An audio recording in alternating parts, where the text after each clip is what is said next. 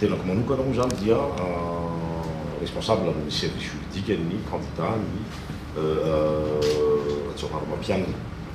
dia ny zavatra ny antony nampanatsoana androany dia ny lazana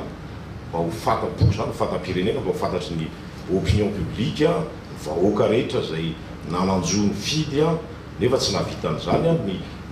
zay ny tena antony ny etsoanareo eto hoe misy tsy fanarahan-dalàna goavana ary misy osoka lehibe mihitsy zany fraude massive moa zay zay ka mety mafy azy iny fifidianana zay natao teto Madagasikara tamin'ny 7 novembre iny zay fifidianana amin'ny filoham-pirenena izay atao amin'ny HVM mary mino fa tsy zay ihany fa maro raha fa nanaraka vaovaotsika maro ireo candidat efa menimenina ny fisina osoka ny fisina tsy fanarahan-dalàna tao anatin'ny fifidianana iny ka izay zany dia nanapa-kevitra fa ametraka ny fitarainana fitoriana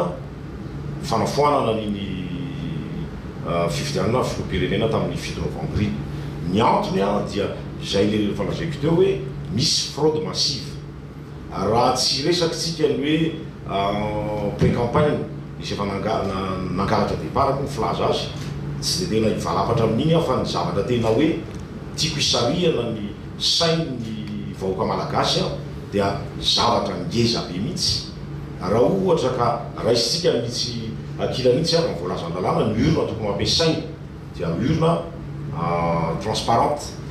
misy nefany santuna no apetraka ambony latabatra io fa misy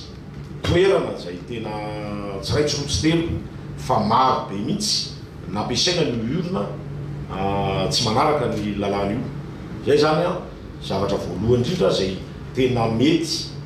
handikape ny candidat rehetrarehetra zay na iza dia voakasy zay daholo hoe rehefa tsy manara-dalàna io zavatra ny fanarahana zavatra voalazan-dalàna dia urna transparente io apetrakytsika eo misy eninjato teto Madagasikara eninjato bureau de vote nampiasaina ny urna io zay zany zavatra anankiray voalohany ny zavatra faharoa zay tena lehibe de lehibe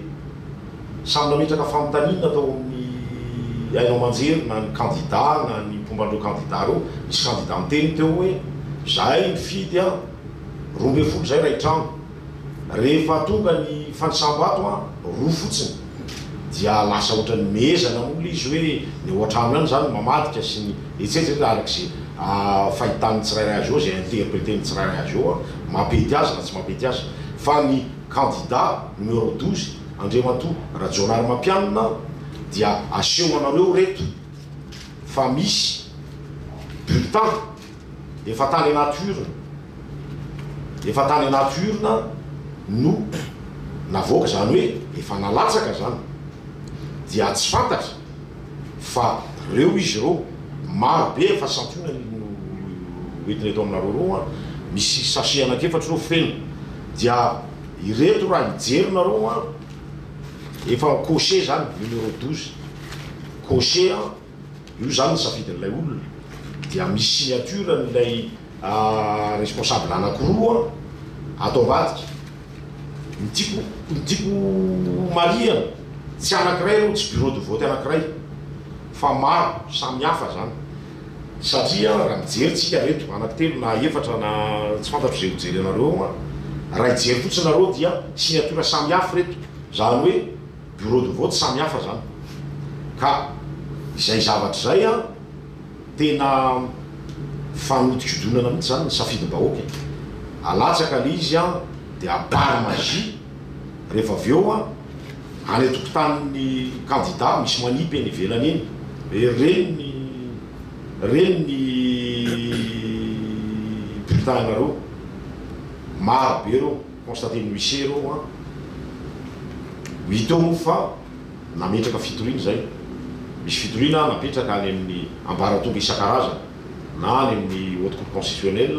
na any amin'ny parquet dia ho hitatsika eo ny fivoara ny toetra raha fa irahana manaiky fa tena misy lay fanodikodonana ny safidim-bahoaka zay zany ny zavatra tena hoe neveriko hoe le ngeza be anankiroa fa akoatr'izay a misy fitoriana apetrakay maro be ny tsy fanarandalana na resaka lisy mpifidianana na resaka fanakorontanana ny propagande zay nataon'ny candidat numéro 12 a migava ny mpanaravoana hitan'izany fa nisy tany amina localité maromaro a nandefasana ombo masika tapahana ny poton jirambamba tsy ahafahana miditra ao anatin'le toerana zay anaovana fampelezan-kevitra dia maro isan-karazany tsy de tena mbola hiditra amin'ny tena détail hoe inona sy navy fa matoa zay mangataka ny anafoanana niny fiodina voalohany iny fifidiana filopirenena iny a manana profo zay ary santuna ny retoetinreto a misy profo isan-karazany a ahafahanay a mitondra na ray ny anivon'ny fitsarana maefa fa tsy hoe faly anakorotana na hoe anotiodina saim-bahoaka fa tsara ho fantatry ny vahoaka mihitsy fa misy zavatra tena hoe tsy azo ekena mihitsy zany raha ray sororo ao a mety mba hoe afaka nandevitra ihany fa amanarivony tsy laza hoe firarivo fa amanarivony a teto Antananarivo fotsiny dikan'izay any amin'ny localité hafa ivelona Antananarivo a mbola tsy fantatra fa ny zavatra hoentinay eto aminareo a profo zany na folipolitra le izy misy efa rovotro zao fa bureau de vote isan-karazany reo eto Antananarivo a mahavariana zany hoe ahoana ny fomba nanatsoahana an'ireo a avy eo anaty urne